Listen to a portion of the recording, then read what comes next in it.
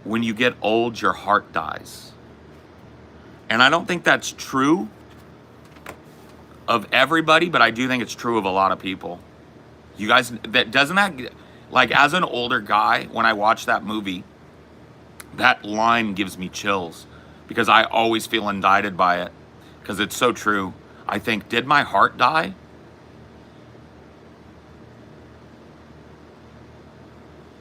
And I don't think it did, but maybe it did. Maybe that's the pain of it, is that you don't know your heart died.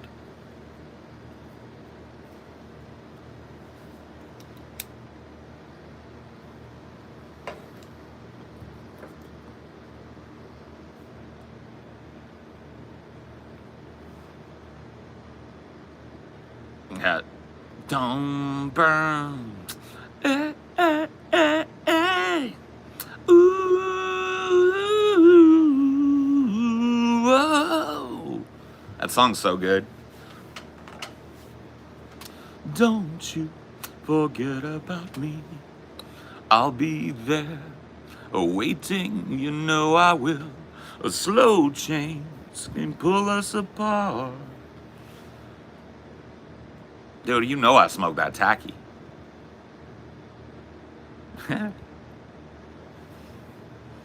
Give in to each other's hearts, baby. And don't you forget about me. Don't. That movie is beautiful from start to finish. And that line, when you get old, your heart dies, is like a piercing arrow in my heart. That's how I know my heart didn't die, because it makes me want to cry still to this day, thinking about people letting go of their art and accepting an artless life. It makes me so sad. And that's how I know my heart didn't die. Thank goodness.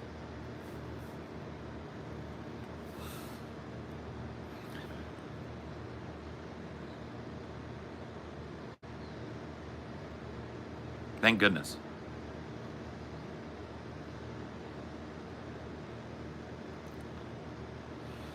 Will you stand above me, or look away, or never love me? Rain keeps falling down, down. Boom, boom, eh, eh, eh, eh.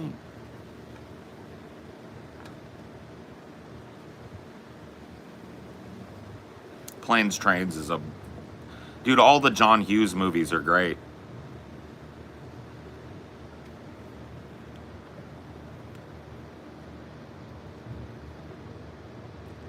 I feel the pain of those kids in the 80s. I wasn't that old in the 80s, but they really were trying to kill your fucking heart, man. Dude, I grew up watching commercials that they called entertainment. They really were trying to kill our fucking hearts, man. They really were. Those kids were right in that movie, man. When I say they, I'm not talking about some conspiracy. I'm talking about old people, corporations, the government. They were trying to kill the heart of young people. They were trying to make us into them. You know? It's true. You can call it rote. You can call it like fucking cliche. Okay, maybe it is. But a lot of people's hearts died in the 80s, man. That's why the boomers were the hippies, man. These people that like are the most selfish people ever to exist were the hippies. Their hearts died. Why do you think the children of that generation resonated so much with that girl in that movie when she said, when you become old, your heart dies? Because that's what they saw happen to their parents. B, my friend, there is nothing in that jar for you. It's my coffee from this morning, Mr. B. Maybe there is. You can have it. You know what? I'll put you over here. Just don't get stuck in the jar. Jesus. Mr. B, please.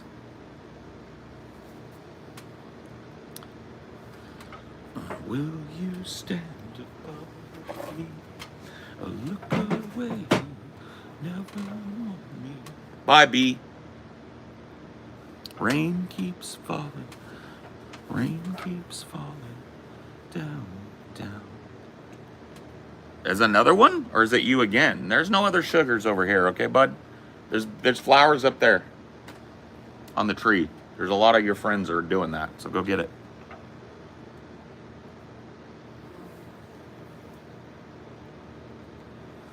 B, why not A? Asian dad. Yeah, sounds about right. Bro, that's my fucking weed tablets. Look at him. Friend, I know it smells pollen-y in there, but you can't have my pollen, okay, bro? I know you smell it through the bag. I know, that's my pollen. This motherfucker. He's trying to collect my pollen. No! No! I am not pollinated. I know I smell like it. I know I smell like it. B, please. I like you. Okay, thank you. All right, he checked me out. He's gone. He found flowers. Whew. I let him cook. I was, but I don't want him to sting me because they die. The rose on my shirt, maybe, yeah. Damn, poor B. Well, at least now he knows.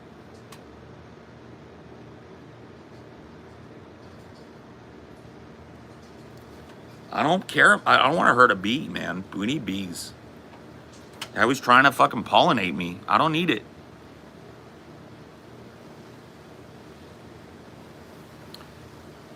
No, that low hum you hear is my AC, I think.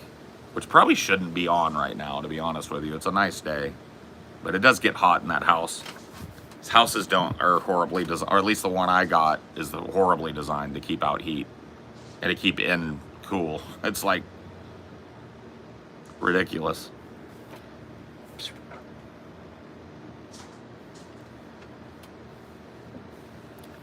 Maybe I just got the wackest house on the block, you know.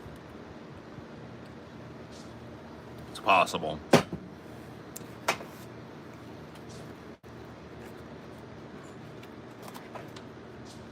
Who built the bloody pyramids, Paul? Was it slaves? It absolutely was not slaves. In fact, we know now that there was a robust labor market in ancient Egypt where people would actually work only a certain season of the year to get all of the money in grain. They were paid in grain and stores and lard and preserves, right? Like, it wasn't necessarily wages or things that could be traded for such, right?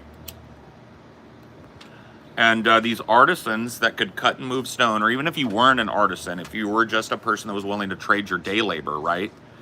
Then there were certain times of the year where the Nile floods were receded, where pharaohs and, you know, upper division Egyptian leadership could commission these tombs, monuments, statues, pyramids, etc., right? And there was a robust labor market in Egypt where people would literally only work 3 months a year. They would work really hard, but then they would come home with enough money or stores for their labor that they didn't work the rest of the year when the Nile started to flood out. And so a lot of those people had their own farming like operation where their sons, daughters, and wives would tend to the farm for 3 months a year while they were gone, working on the pharaoh's statue or pyramid or his temple complex or whatever he was having built. And then they would bring home that money and invest it in their own farming operation, or they would continue to sell their labor. So they would be like, okay, I'm done with working for the pharaoh. I got a lot of money for that. Now I'm a handyman, or now I'm going to take the skills that I learned working the pharaoh and be an artisan for normal people. You need your house, you need some stone quarried because you want to build something for your house. I'm your guy. I have the chisel, I have the hammer, I have my own tools. I'm an artisan. I worked for this pharaoh and this pharaoh. You know what I mean? So like the idea that there were slaves building the pyramids in ancient Egypt is an entirely biblical idea that is not supported by history. There were no slaves. Well, there were slaves in Egypt, but they were not used. They wouldn't have been trusted to build things. Another example of how there weren't slaves in Egypt was inside Khufu's pyramid, which is the Great Pyramid in the Great Pyramids of Giza, the largest pyramid, Khufu's pyramid. They have found, now that they've been able to get into these nooks and crannies with drones and robots that have been built, they have found that as they built these pyramid complexes from the outside or from the inside out, these different unionized gangs would write the name of their gang in hieroglyphics somewhere in the pyramid that was to be covered up with stone. And so we found these writings inside of there, like Khufu's boys. And these were unionized gang laborers that sold their labor as a unit because they were specialized as work gangs. And so there were like 24 of these different work gangs. I can't remember the names, but they're totally cool. That like they worked together. It was early unionization.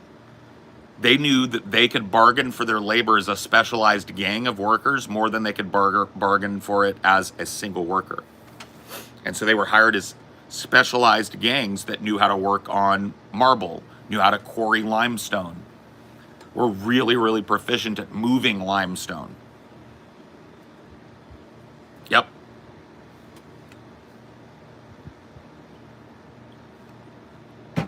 So, in ancient Egypt, like, I'm not saying it was beautiful and perfect. Ancient Egypt was an eternally long dynasty.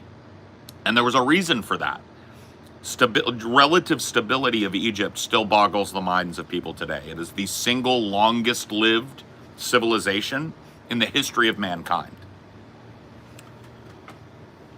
Like the pyramids of Egypt were being born or were being built something like 3,000 years before Jesus supposedly walked the earth.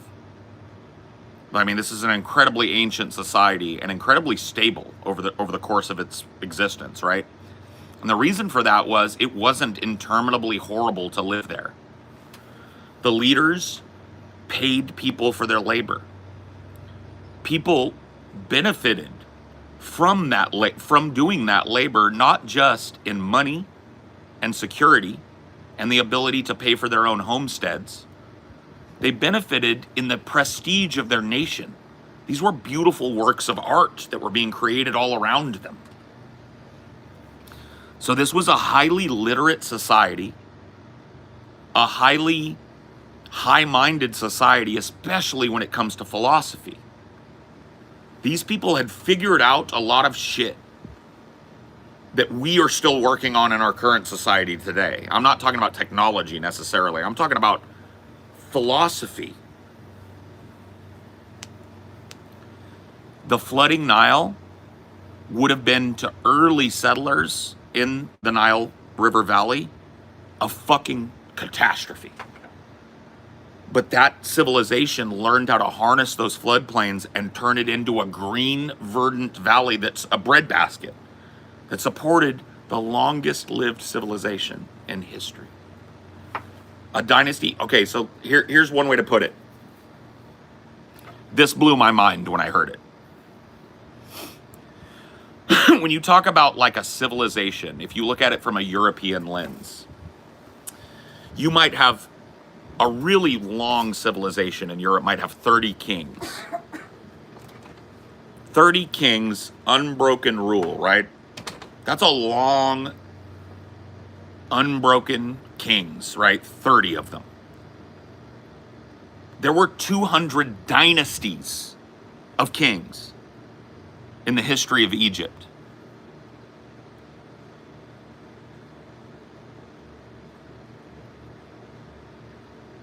The line of the pharaohs was unbroken for maybe it's not 200, I think it's 30 dynasties of kings.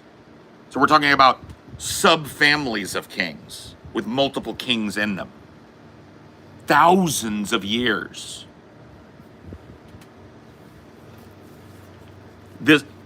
Black, brown, and olive folks, by the way. The people that eventually made up the people that, like Egyptians, were from all over the Fertile Crescent. They were black, they were brown, they were olive skin toned. And then on a long enough time scale, they were blonde haired and blue eyed as well. There were several hundred years of Greek dynastic kings in Egypt and wide trade between the dynasties, wide movement of people between them.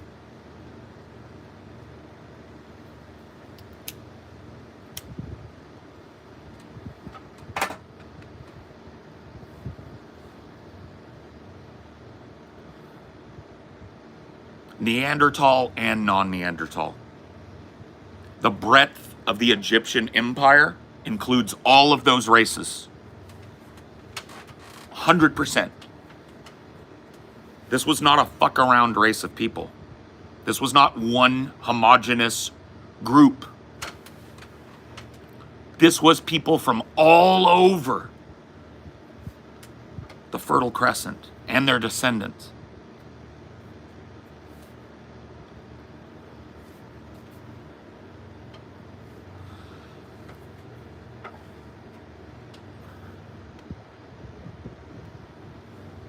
Explosively artistic, explosively philosophically developed, philosophically advanced compared to other civilizations of the time, explosively egalitarian in the way its society was set up, different racial groups, different castes, all working together, all benefiting from a beautifully maintained, beautifully fertile, egalitarian society.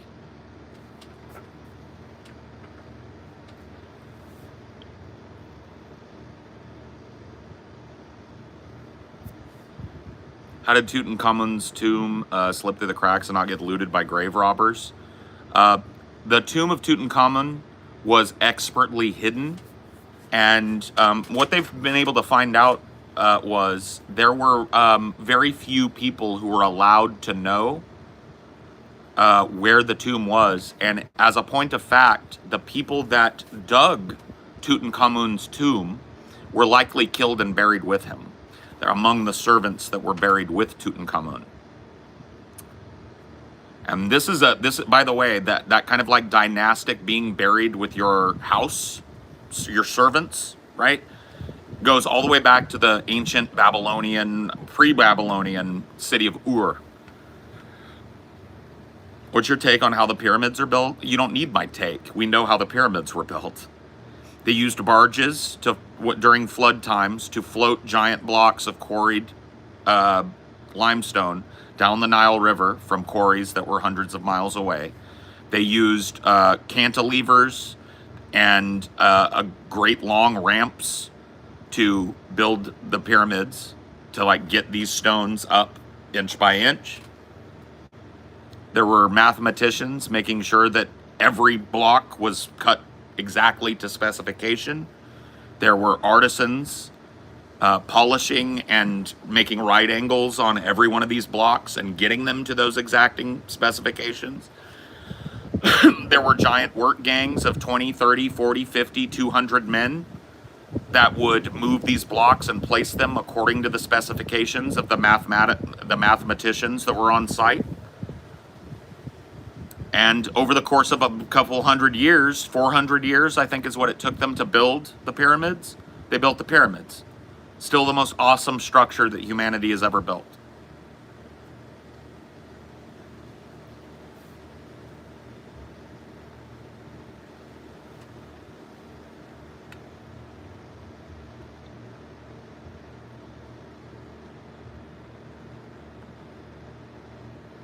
How were they built? I just explained it to you. Limestone was quarried into huge chunks and moved onto giant barges that were floated down the Nile during flood times so that they could park those chunks really, really close to the work site. Then when the floods receded and work began, giant gangs of men used cantilevers to pull these big blocks, and probably fucking water buffaloes as well, to pull these giant blocks because there were domesticated water buffaloes from the Nile River Valley. So let's put those in on it too. Pull these giant blocks up a great ramp and build these pyramids. I just told you how it was done. You don't have to worry. You don't have to wonder anymore. You don't have to watch Ancient Aliens and go, damn, maybe. No. Why did they build them? Because there was a monumental culture in ancient Egypt. It was almost like one-upsmanship. When a new pharaoh took over for an old pharaoh, they didn't want... So if you look at the digs of ancient Egypt, you will find unfinished pyramids, unfinished temples. They were just abandoned. Because what would happen was a pharaoh would start this grand temple, right? And then he'd die. The next pharaoh didn't want to come along and be cucked by those plans. Fuck that. I don't want you to do what that pharaoh was doing. I want my own shit. And so there were a lot of pharaohs that only lived to serve as pharaoh 10 years. So there's like hundreds of abandoned pyramid complexes in Egypt. And still hundreds yet to be found. Buried under the sands of time.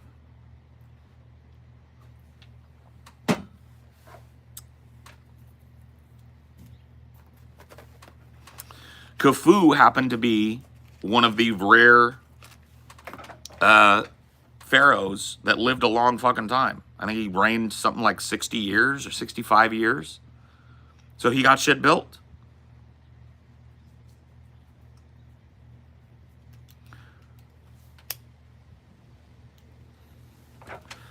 People don't fucking get it, bro. You know much about the pyramids in the Americas? No, I don't. I know that they exist, and we're talking about step pyramids. So I know a little bit about the monumental builders of South America, Central America, and modern-day Mexico, right? And modern-day California and New Mexico and pretty much the entirety of the United States. Let's be real. The history of these people begins in the United States of America, or begins in Alaska, right? They crossed the land bridge. They spread their way through the continents that we know as North, Central, and South America. And these people flourished in the jungles of South America and had a lot of monumental civilizations, right? The Olmecs, the Toltecs, the Aztecs, the Mixtecs. There are a number of others that I'm leaving out.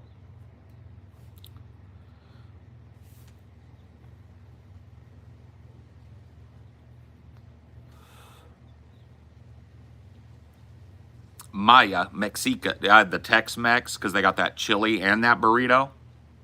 Yeah, the Tex-Mex. You know what's up. And there were so many of them that we're still discovering how large these civilizations were to this day. Like, for example, the great city, I think it was the Mayan capital, Tenochtitlan, right?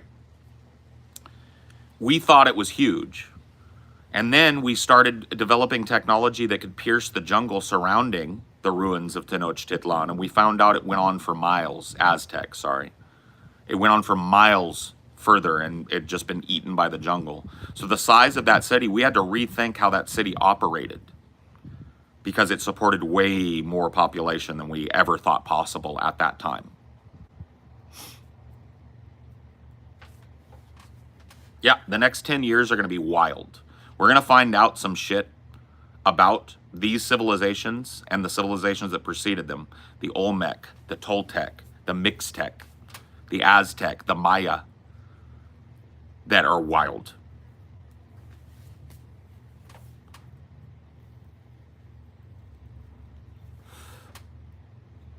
Yes, the Spanish ravaged Tenochtitlan, yes. But it was really disease that ravaged the people of that empire. There were some very successful, like early warfare against the invading Spanish by the Aztecs. A lot of fucking conquistadores were fucking killed. And their men, right? But they brought with them smallpox, which had never, like, they had no natural immunity to it. It had never touched their shores, right? And smallpox decimated the population, and the people that were left couldn't repel the conquistadores. And they were incredibly brutal to the people that lived there. Yeah. They're like, the history of that area is so beautiful, and I'm not even just talking Aztec. I'm talking post Spanish Inquisition, but like not Inquisition, post Spanish conquistadores. When Spain started to colonize that area and forcibly mix itself with that population, that history is beautiful, but goddamn, it's bloody. That's not true, my friend. Okay, buddy. Well, then you don't need to argue with me. You need to argue with historians. Because you got, what history did I get wrong, bro? Go ahead, correct me. Don't just say nuh-uh. Correct me. What history did I get wrong, bro? History in general is bloody. Oh, Spino has to make allotments because these were Christian crusaders. Yeah, you're right, dude. History in general is bloody. That makes what happened when these Christians came and forcibly executed the population and forcibly converted a population, a beautifully flourishing population. It's just history, right? Ah, well, whatever. Yeah, be specific. No. I said be specific.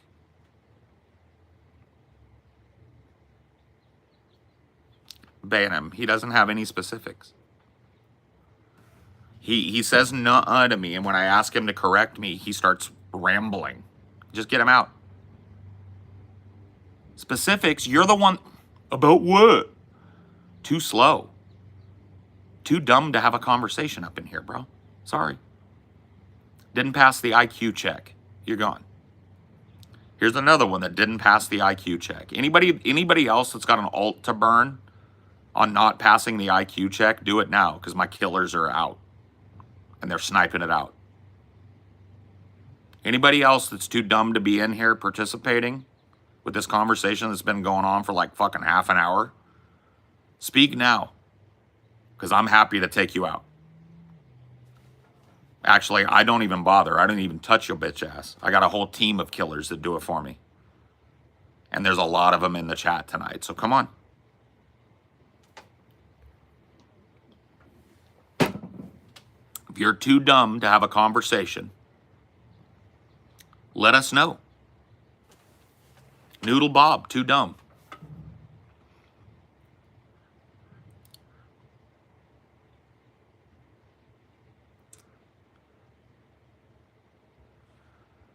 Paul, do you know about the Babylonians? I know a little bit about the Akkadian and Sumerian civilizations. And when I say a little bit, I mean a very little bit. I know that the Sumerian civilization, one of the coolest things to me is that they spoke a language isolate. We don't know what the language that preceded it was, right? The Akkadians spoke a Semitic language that is in the same category as Aramaic, Hebrew, Arabic, etc., right? So we can trace the Akkadians' language, but the Sumerian language is a language isolate, meaning we have no fucking clue where it came from, which is super weird. The Sumerian civilization figured out farming. It figured out irrigation, how to take a desert and take a beautiful silty river, in this case 2 rivers, the Tigris and the Euphrates. Mesopotamia is what they call this area. That means the land between 2 rivers in Greek.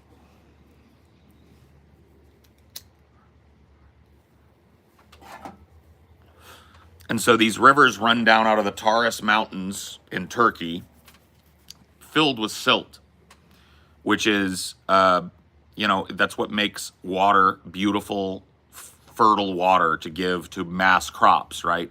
So these people in this early Sumerian civilization figured out how to build cities, how to divert the river into the floodplains so that they could grow rice, beans, figs, whole orchards of fig trees, whole orchards of olives, right? And then they figured out how to double dip. So they would grow these giant orchards and then use the shade to grow more tender plants that couldn't take that punishing sun. So like lettuces, leafy greens, bok choy or whatever the hell, probably not bok choy, but they grew more tender plants underneath it, right? They figured out math because they had to keep track of shit. So, yep, this is a weird one. Base 6 versus base 10. If you're a math person, this will blow your mind. Yeah, they were growing bok choy under the fig trees. No, like lettuces, cabbages, those types of things, right? Base 6. So there are 60 seconds in a minute. There's 60 minutes in an hour. Correct? You ever wonder why it's not 100? Everything else is base 10, which is, why is it not 100 minutes in an hour, 100 hours in a, whatever? Why are we doing 60? The answer is the Sumerians. They invented mathematics and they created a base 6 system. Not base 10, base 6. Why base 6? Hold out your hand and look at it. Everybody's got 4 fingers on the top of their hand, divided into 3 distinct segments. You see mine. Tip, middle knuckle, bottom knuckle. 1, 2, 3, 4, 5, 6, 7, 8, 9, 10, 11, 12.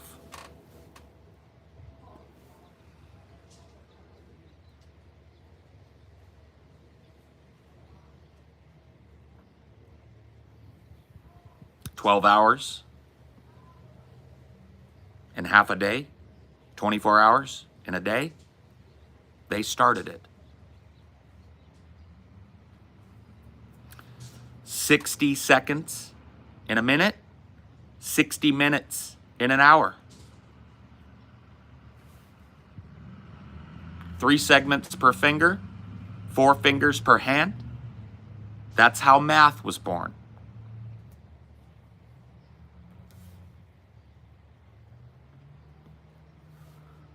Wild, right?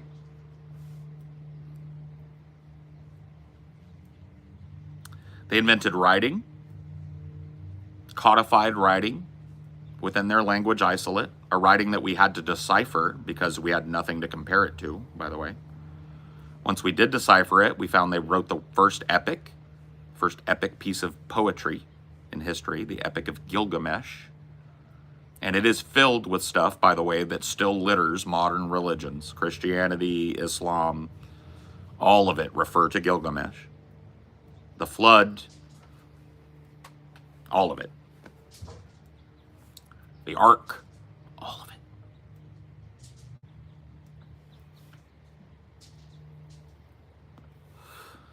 Well, the people that really knew a lot about the constellations and planets, that it's not talked about a lot, were those Mesoamerican civilizations we were talking about 20 minutes ago.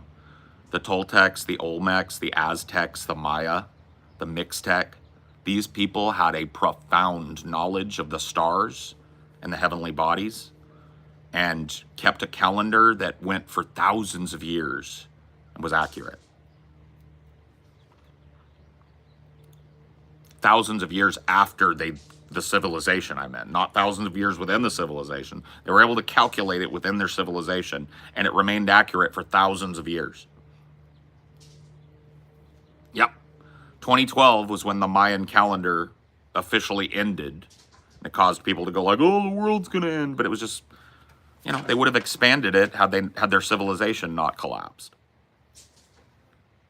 They would have just added to it. They would have continued the calculation, and it would have been eternally correct.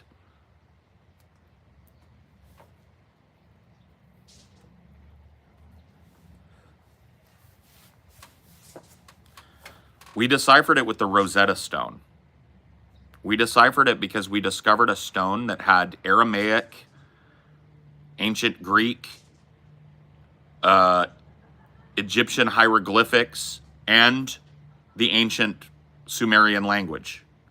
And we were able to compare and contrast, and that was the key that we used to decipher Sumerian. We had no fucking clue what it said until we found the Rosetta Stone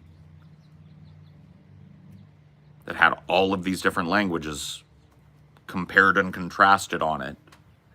Probably for a merchant, honestly, so that he could communicate basic ideas in different lands as he traveled across these different civilizations.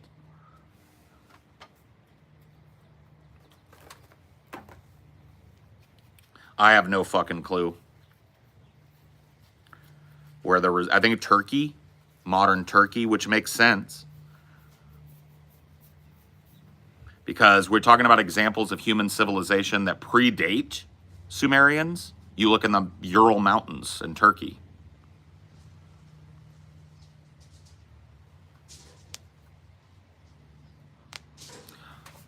Rosetta Stone.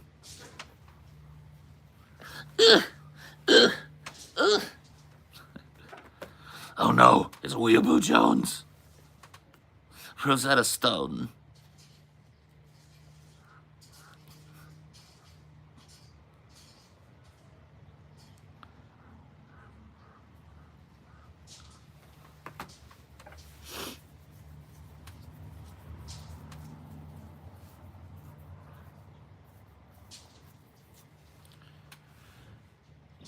If you had to guess how much of more advanced of a species would we be without religion, you can't ignore the ties of like religion was science for the longest fucking time in human history. So if you, that's why I'm not like an eliminate all religion guy. I think maybe in my edgier days I was like a true anti-theist, but you know, religion inspires art. Religion inspires science to a certain degree. Religion creates questions for science to answer. There's an interplay there that I wouldn't take from another person. So,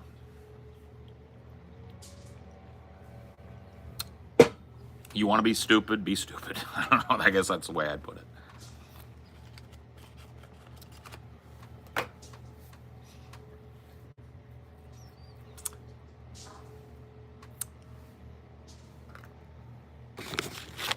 Time. We've got a good curve going. Let's not let the curve flatten. Let's keep it climbing. Uno, dos.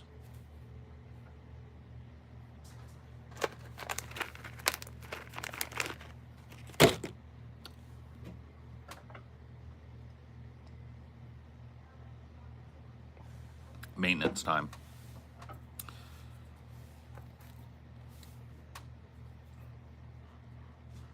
Phil, you're just trying to kill me, but yes.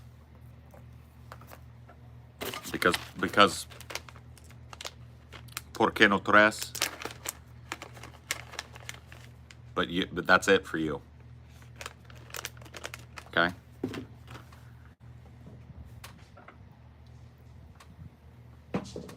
Down the pipes.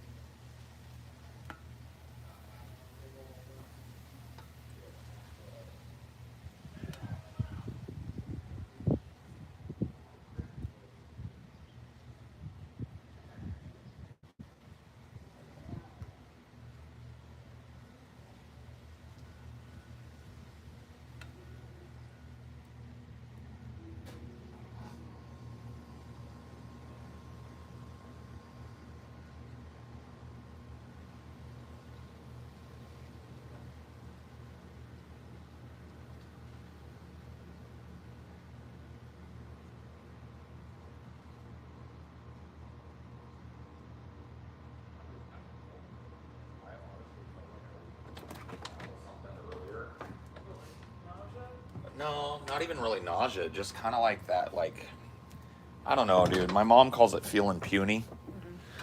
Or I just felt kind of like weak. But I think it was because I just had real fitful sleep last night. I was having real bad dreams all night, the same bad dream. And those will wake me, not like spook me up, but just like I'll wake up to pee. It'll keep me up for a while. That's another thing I've noticed too. And I'm thinking maybe eventually maybe it'll stop. But I pee a lot more now that I've lost weight. Like as I've been, like when I started eating different, I know you couldn't take one more step.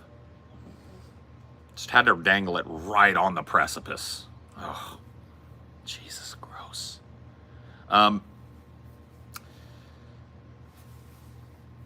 But yeah, no, I pee a lot more. And, you know, that makes sense if your, like, body is dumping water weight and stuff. But I shouldn't still be shedding, like, fucking crazy amounts of water weight.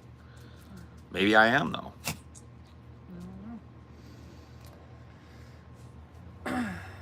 Pissing, then. But yeah, I pee a lot more. Like, I wake up a couple of times a night now with a big old long donkey piss. Like, I'm just like a blind cow pissing on a flat rock. Just and then I'll go lay down and fucking... Do you feel like you're peeing less during the day, maybe? No, I pee more... Dude, I have more pees... Oh, you almost caught your Oh! tablets on fire. Well, I'm glad... I just toasted them a little bit. It's okay.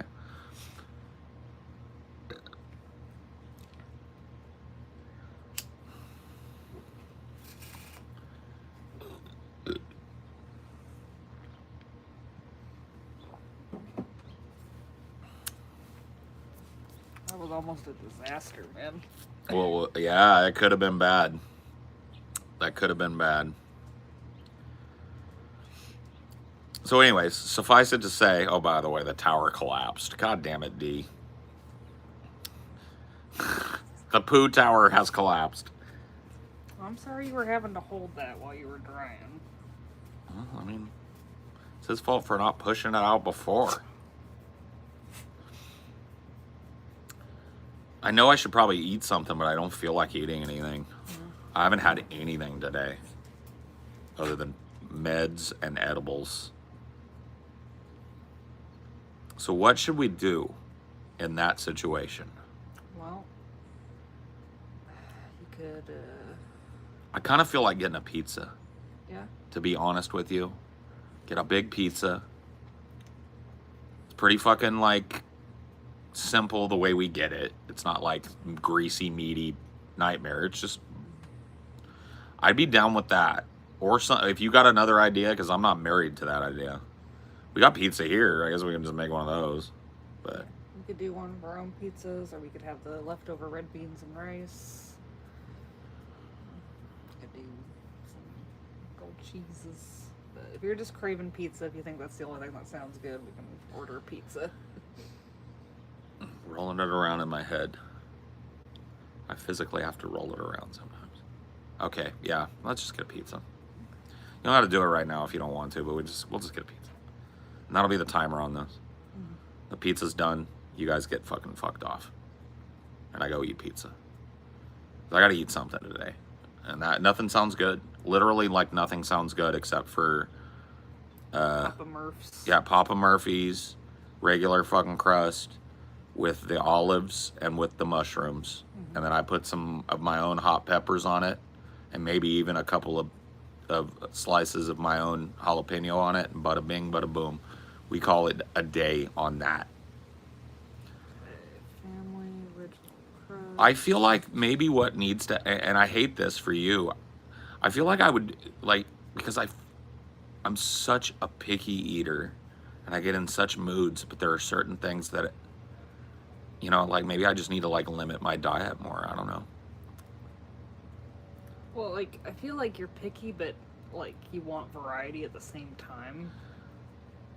Like, you'll really like something, but then you get sick of it. You're so right.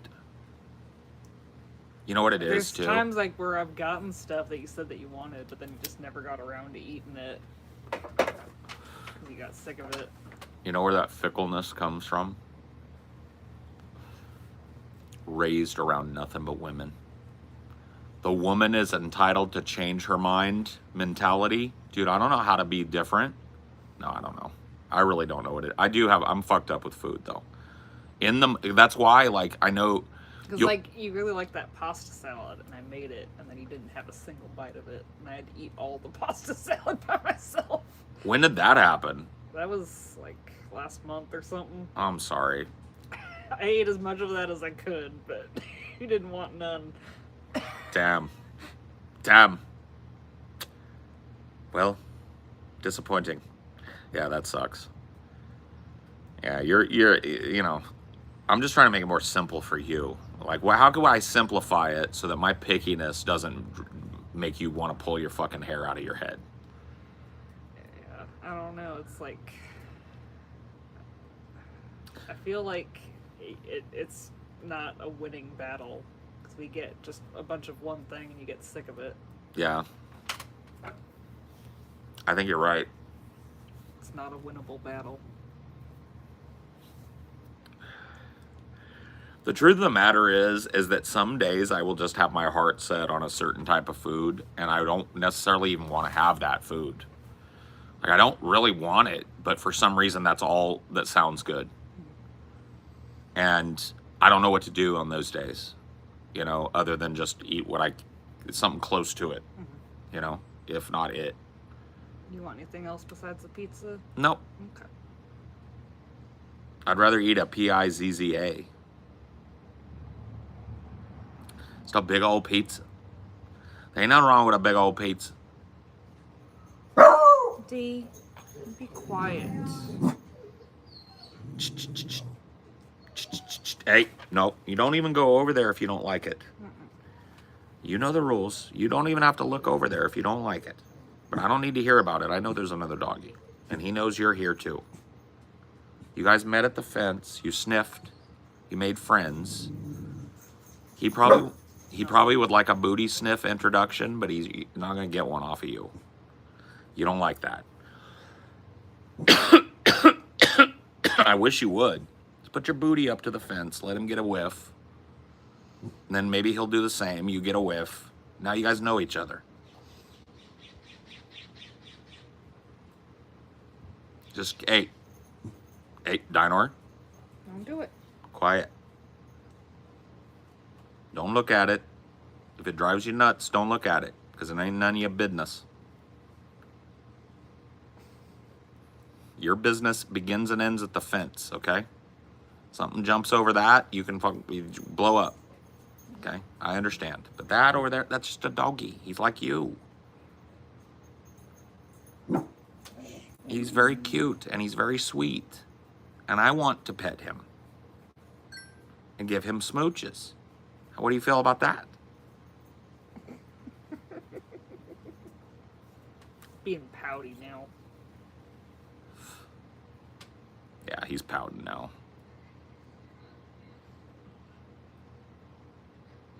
My friend's dog could eat a piece of pizza in 3 smacks of the lips. Oh yeah, Dinor can too.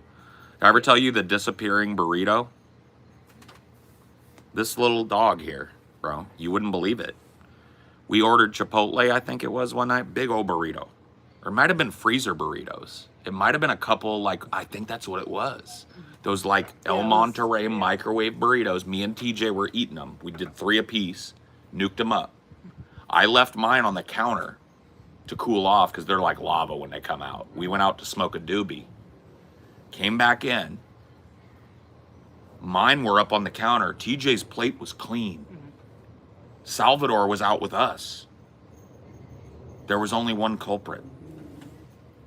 3 whole chimichangas went down his gullet. That's like 10 days worth of calories. And you know who had to deal with the aftermath of that? Me, for 2 days. Explosively squirting. 3 a.m. Let him out. Like, yeah, that's what happens when you eat an entire TJ portion of burritos. Think about that. That was going to fill TJ up. All 3 of them gone. He's had so many little capers. Yeah. The fries. Yep, you had to take me to the hospital because I was having a fucking massive panic attack. You had just ordered McDonald's. You came back. The burger was fine. Fries licked clean. Yeah. Unbelievable. Unbelievable caper. Dad's having a whole crisis. Mom's worried to death, driving him to the hospital. And what are you worried about? Damn, Mom left them fries up on the coffee table. Yeah, dude, it was a good day for him. Probably the best day, one of the worst days of my life. Probably one of the best days of his life. The chicken sandwich, your last chicken that you ever chickened. True. Oh my God, those flies are absolute. You know what you should do? Do-rag it. Put it all up in a bun and then... Because that's what they're after. They're after that hair. Yeah. There's a literal cloud. Oh my God, the salt gun. I can't wait. Bug assault, please. Amazon fulfillment, please. You know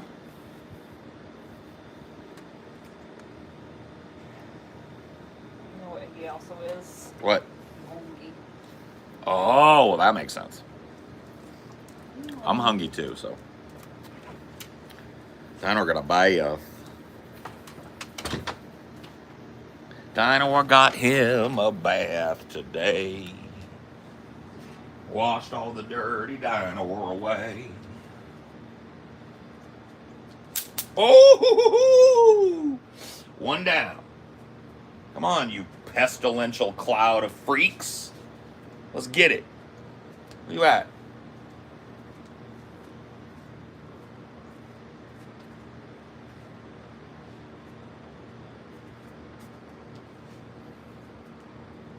Come on. Woo-hoo-hoo, 2 down. Saw the spark.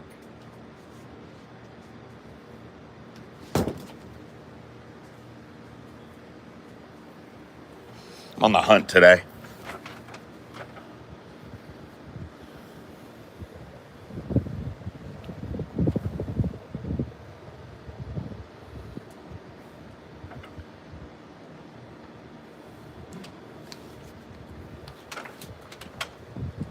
Fuckers.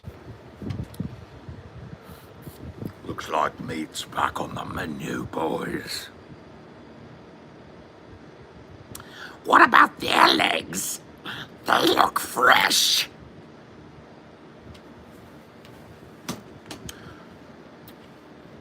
The White Wizard says that they are to be delivered whole.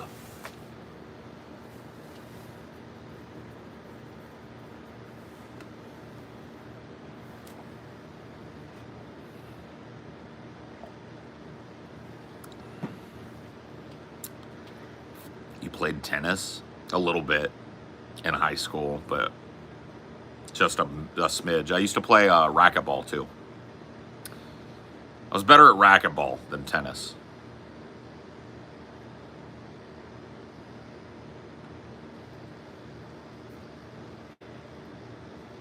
Mm, mm, mm, mm.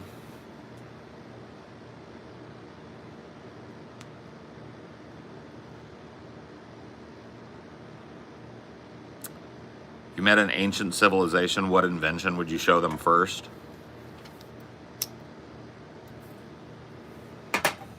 I'd be a wizard. Or they'd kill me and steal it. One of the two, I don't know which, but yeah. That one would probably blow minds right out their asses. Right there.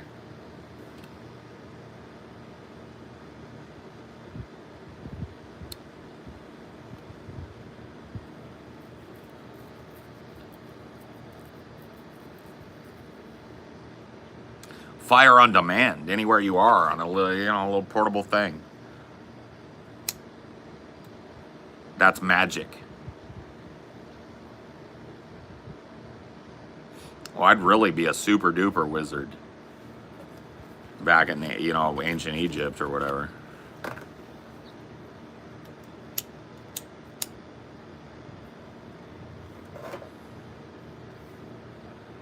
No, man, it'll be like 20 minutes or something before I feel the front edge of that. But them ones I took before, the last ones, yeah, no, we're feeling it now. is dreamlike. Now we're floating. Yeah. Yeah, super duper high. About to go a little step or two farther in 20 or 30 minutes, but we'll see how that feels. That'll be right in time for the pizza to get here too. Think about it, dude. I timed it out perfect. We're gonna watch The Thing and eat pizza because we started watching The Thing last night. I was so tired, I wasn't in the mood to watch a movie. So we watched the first part of it. We're gonna finish The Thing and eat pizza till I want to puke. Maybe not till I want to puke, but right before till I want to puke. Got a Papa Murphy's pizza with olives and mushrooms on it. And I'm gonna put hot peppers. And we're gonna do a well done bake on that. Because that's how you do a pizza. You don't get it all doughy. You do a well done bake on that. You get it good and browned on there. You get a good browning, good crust, and you go to town on it while it's hot. Well done is the only way to get pizza, by the way. If you're not ordering your pizza well done, you're not getting your pizza right, bro. And every place will do it. They know what it means.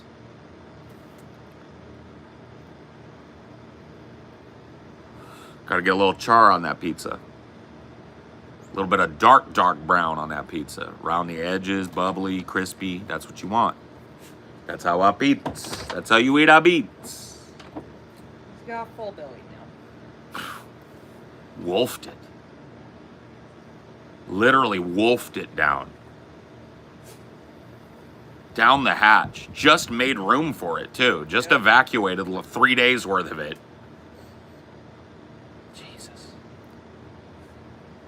Pizza cut in squares is the best. You're a square. No. You slice pizza like a pizza slice. That's the way you eat it. You don't like it?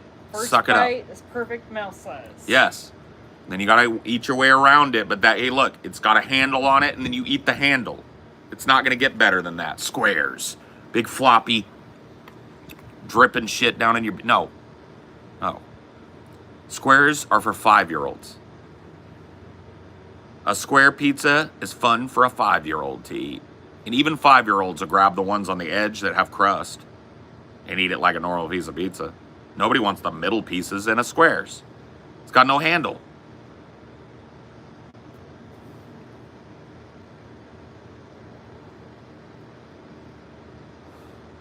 And the square pizza has to be a certain kind. It's got to be like that thick crust kind, I think. I don't know about you. Yeah, it's well, like if you're gonna cut it in square, it's got to be that Chicago style pizza where they put the sauce on top of the pizza, and that's more like a pie or like a lasagna than a pizza anyway. That's when you can do it in squares because that doesn't even make sense to do like a normal piece of pizza. You can't eat it like one. Or like Detroit style is another one of those real thick crusts where it's like they don't even put cheese. I think it's like crust, olive oil and garlic, and then they bake the crust, and then they put on the sauce, and they bake the sauce, and they just do a Detroit tomato pie like that. Isn't there one too that like puts all the toppings on cold? That's a new thing that started to come out now. Because there was like a pizza place that what's his name went to, Dave Portnoy. And they got famous because you could order the toppings on, like you get your cheese cooked, or even not the cheese. They bake the sauce and the crust, and then they put cold cheese and cold pepperonis on it and serve it that way.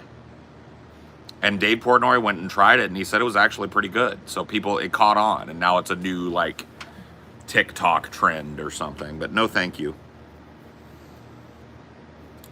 You know what the most insane food trend is? That cheese wheel pizza, or not pizza, cheese wheel pasta.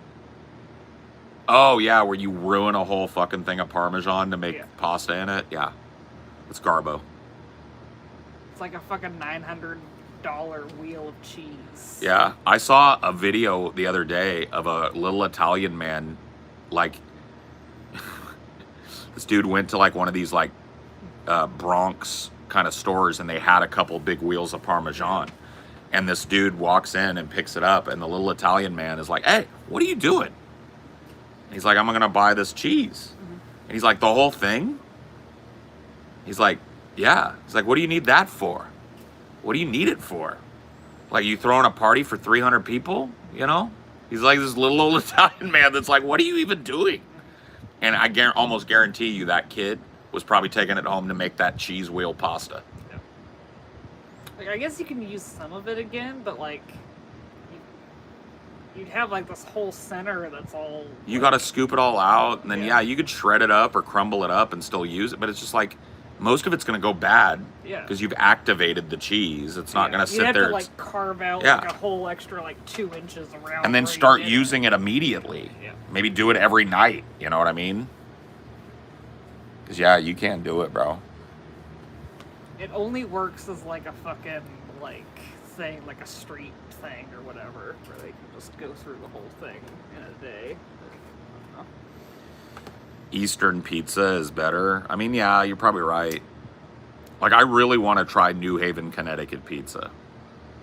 There's a certain style of brick oven pizza that comes out of there that is just, it looks perfect to me. I've never gotten to try it. So I want to try that New Haven style pizza. I've tried New York style and New Jersey style pizza. I've tried the dollar slice shit and the good stuff, and I don't know, my mind wasn't blown by that. But New Haven, Connecticut pizza looks like it's the real deal. That's where Dave Portnoy says to go. That motherfucker's eating more pizza than anybody, so I trust him before I trust you.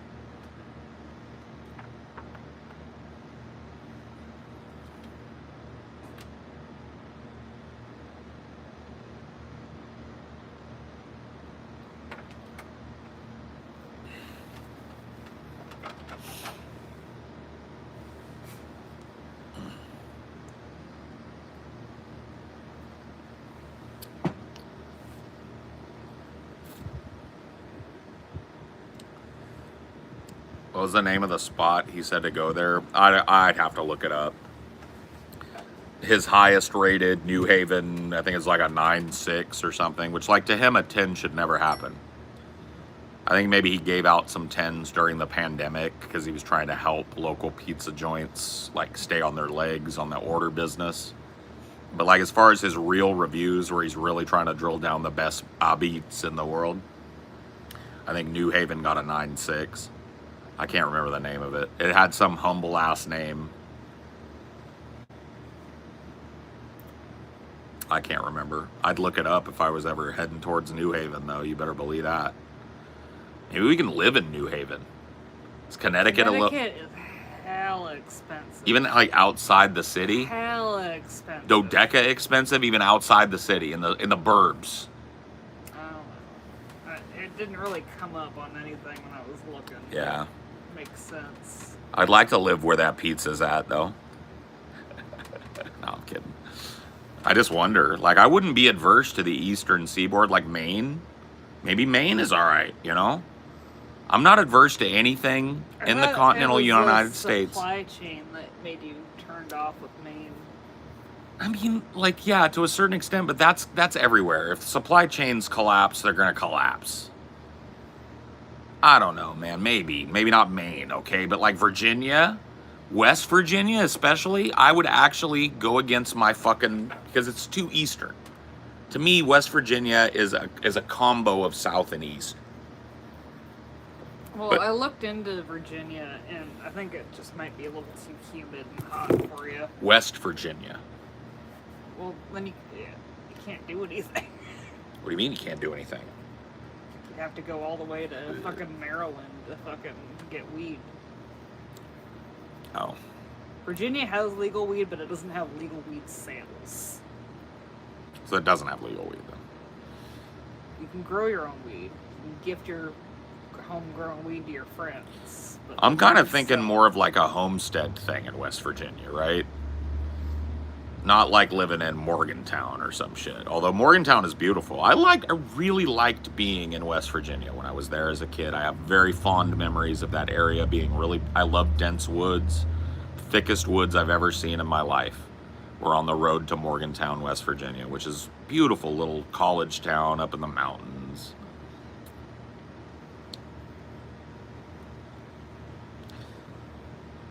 I don't know, dude. We still haven't sat down and had like a real, I think after this week we will. I think I'll have had enough separation from it to sit down and look at the stuff that you've pulled. But, you know, I just want to cast a broad net at the beginning and then narrow it down like we talked about. Like, I don't want to take anything off the table just because it's a long ways away or a little weird. I want us to look at the ins and outs, genuinely, of some certain places. Like, you know, because I feel like I'm banging I feel like you wouldn't want legal weed to be a red line. I don't know. Weed to me is important, obviously, but I don't know. It may be a red line, yeah. But there's a lot of places that are weird where you can get weed. Like Alaska's got legal weed. Like Missouri. You know, Canada's got legal weed. Not all of Canada, I don't think. Right, but they have it. You can go get it. You know, I don't know about Missouri. It's north of the Mason-Dixon line. How that? So that's your two red lines. Yes. North of the Mason-Dixon line. And legal weed. Everything else is on the table, man. Everything, or north or west, you know, of the south. You know, obviously the west coast is on there. I'll even look at the southeast or the southwest. But I think the heat's going to push me out of that. Unless we get up in the mountains.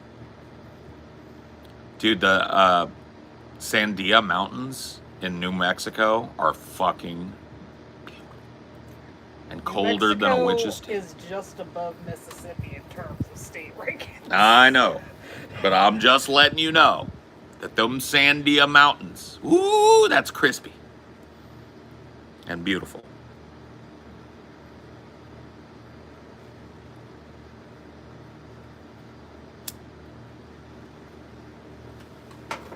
Texas, no.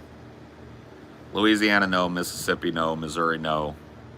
What else is a hard fucking Georgia? No. Florida, no. Arkansas, no. And Kansas. The Midwest, too. I really don't want to spend too much time looking at, like, Iowa, Kentucky, Kansas. Yeah, like I said, I would like Indiana if it wasn't so racist. Yeah, fuck. Yeah, if it's just like an enclave of southern-ass, honky-tonk-ass racism and shit, fuck them. I don't want it. I don't want it.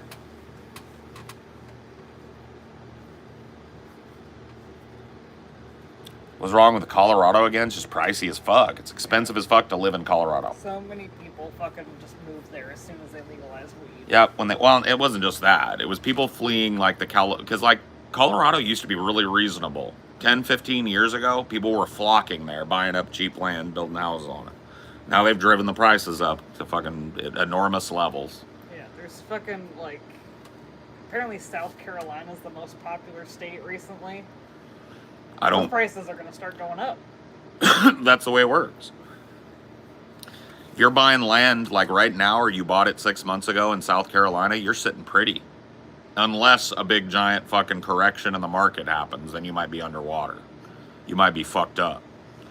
You're less fucked up than somebody that bought land just now in California, or Washington, or Oregon, or any of the places that would be obvious choices for me that I seem to be financially completely and utterly barred out of. Unless I want to live in an apartment. A condo. I don't. You know, I don't need a big mansion, but I want to live on some acreage. I want to live in a fucking double wide that I can keep myself, that has a private driveway that I can close up. And that's that. Or I want to live in a motorhome or something. Where whatever my backdrop, if it sucks, I can just leave it. Like that's where my brains are at.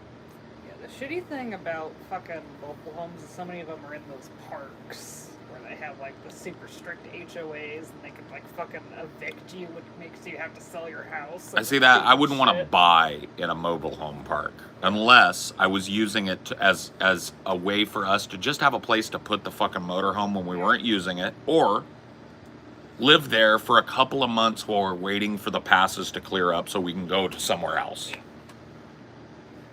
You know what I mean? Like, that's the only way I would buy into one of those little HOAs. And while we're not on it, by the way, it's paying us. because we're renting it to grandma and grandpa that are retired. You want to be a lord of land? No, but I don't mind renting out my spot. Yeah, they still maintain it. I just rent it out. I'd rather not be a lord of land, but that would be a good way to subsidize living the way that I'm talking about. If we wanted to have a permanent place where we own it, we could be local if we needed to be. Okay. But I don't know, you know. I'm very heartbroken by that last little search that we did because I really love that little town. To be honest with you, my heart is broken on it, and now I'm just like, if I'm gonna have to live somewhere, I want to put it through its paces. And if I'm gonna have to live some way, I want to put that through its fucking paces too. 100%.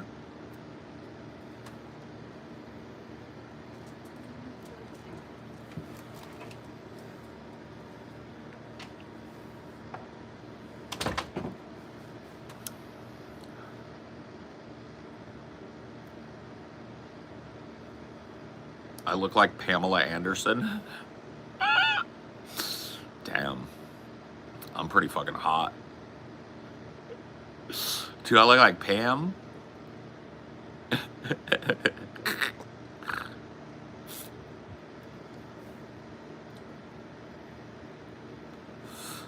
Yeah, man. My heart got broken, bro. I love that little town. It was reasonable. Like, it looked like it was going to be real easy for us to just slide on in there, but it was not. There's something wrong with that little place, and I don't know what it is, but I guess I ain't going to figure it out.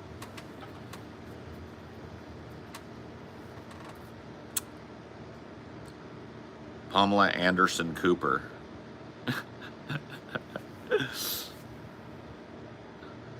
Paul gonna be on the reboot of Baywatch. Yeah, dude. My fat ass in a red bikini. Out here in the field. They fight for their meals. We're living out in a teenage wasteland.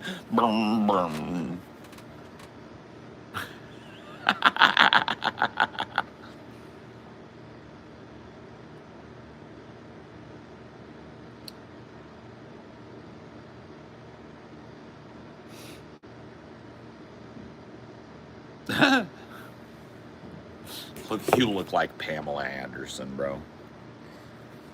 The internet is wild, bro. You guys are wild. Can I just say that? I don't even know where that would be pulled from. Have you slept? Dude, I slept way too fucking much. Dude, I slept like 10 hours last night. Some absurd. I guess I needed it, but let's be frank. You be Frank and I'll be Jules, okay?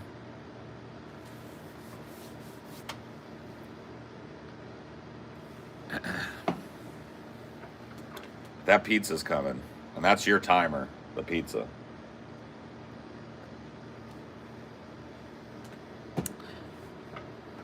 We're all wasted.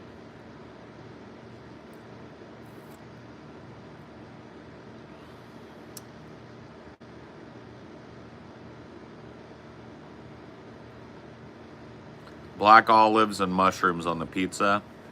I'm debating whether I want to add some jalapeno before we bake it off. That's ordered, bro.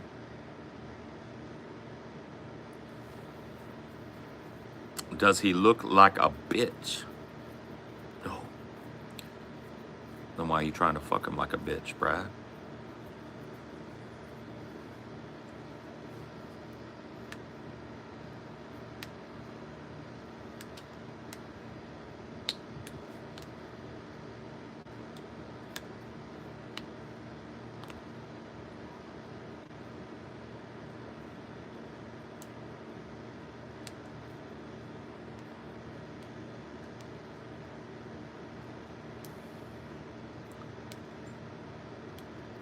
Vegan pizza? It's not vegan. I mean, it's got cheese on it and shit.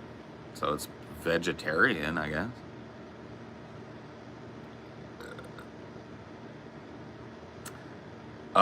Dude, you know what? My favorite Tarantino movie for the longest time was Reservoir Dogs. But I gotta tell you, man, and a lot of people disagree with this. I fell in love with The Hateful Eight. I have rewatched that movie an absurd amount of times in the last 3 or 4 years. I mean, I can't even tell you. I think The Hateful Eight might be his finest fucking movie, dude. And a quick second has become Once Upon a Time in Hollywood, bro. So like for the longest time, Reservoir Dogs just had that raw shit. I still love that movie, by the way. Quentin is awesome, bro. I love a Tarantino movie. I can't wait to see what he does next. I hope he keeps working till he's dead in the fucking ground. I love Kill Bill. Like there's not a bad Tarantino movie. Like one of my least favorite Tarantino movies is fucking, oh God, I can't even remember the name of it. I barely ever watch it. It just didn't resonate very well with me. Was whatever, the fucking Nazi one. I like Django a lot. Django's not as rewatchable to me because it's just brutal. But yeah, I'm not super duper crazy about Jackie Brown, but it's cool for what it is. I mean, it's a big wet kiss to 70s blaxploitation shit. And Pam Grier is awesome in it. So, I mean, what are you going to do? I like Jackie Brown, yeah. It's a good movie. It's just not one of my favorite. I wouldn't put it at the top of the Tarantino pantheon. Inglourious Bastards, thank you.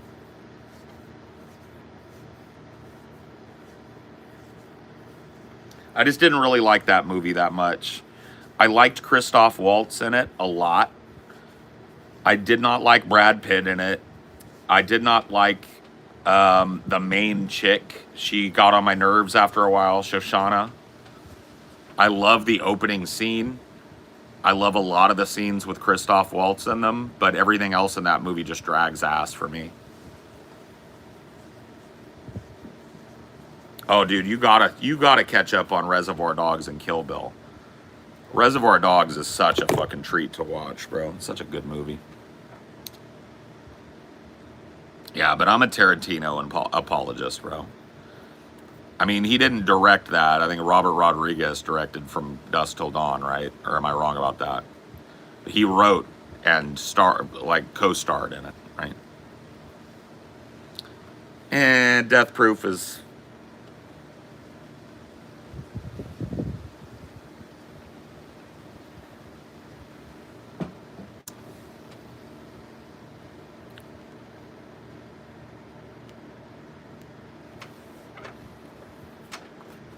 That movie's badass. Dude, my mom took me to see From Dusk Till Dawn. She doesn't like scary movies.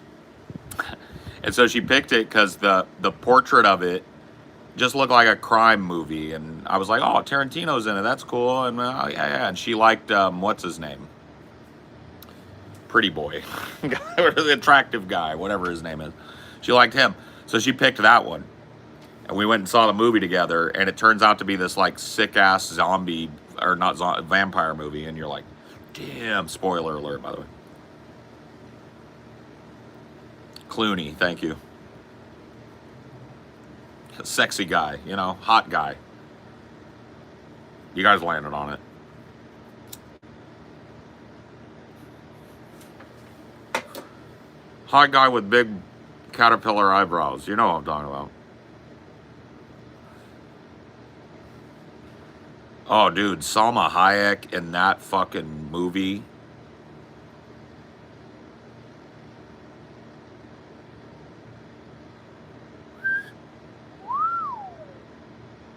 No joke, bro. She was fire. Hot fire.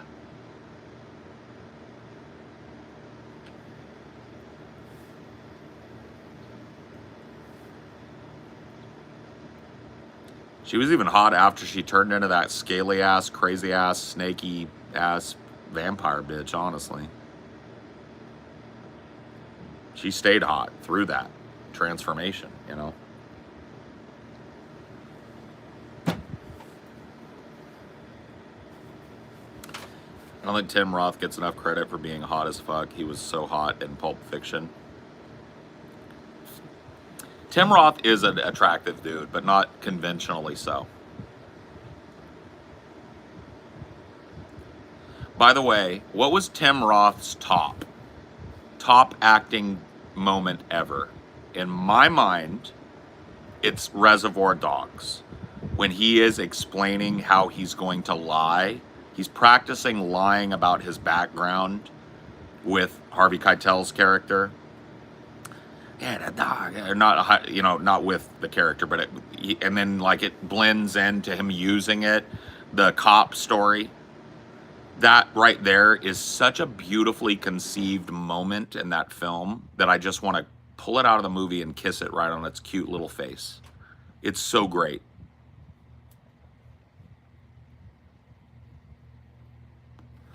So great, bro.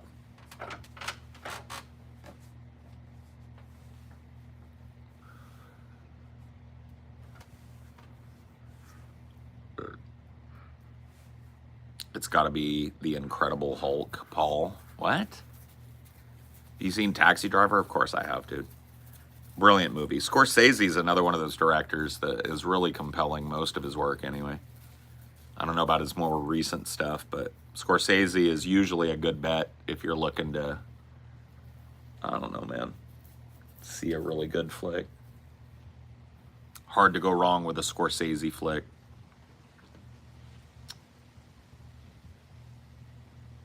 Clothes rip like the Incredible Hulk. I spit when I talk. I fuck anything that walks. When I was little, I used to get so hungry, I used to throw fits. How you gonna breastfeed me, Mom? You ain't got no tits. My brain's dead weight.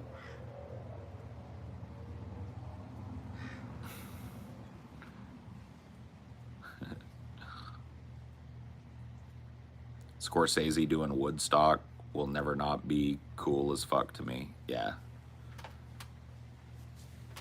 Yeah, old Eminem, it was the GOAT. And I guess he still is a dude that I wouldn't want to get in a rap battle with, probably, but his new music kind of fucking blows, bro. But it is what it is. I understand. He's older now. Got a whole different kind of style. He's trying to, like, be reminiscent of that old shady style and stuff, but it doesn't hit the same, and that's cool. It doesn't make him bad. It just, it's kind of like Snoop now. I'm not really turning to Snoop for the modern hot fire, you know what I mean? Tim Roth and Twin Peaks, The Return was fun. Yeah, I just didn't get very far in it.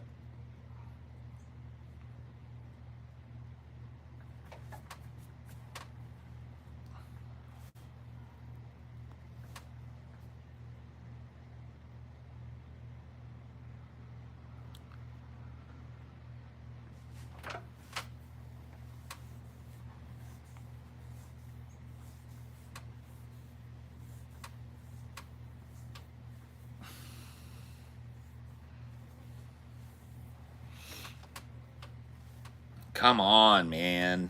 Flies, man. Flies, man. All right, I'm going inside. These flies are pestering me too goddamn much. And you guys are boring me to fucking tears, bro. The chat done fell off. We're just talking about Eminem now, bro. It sucks.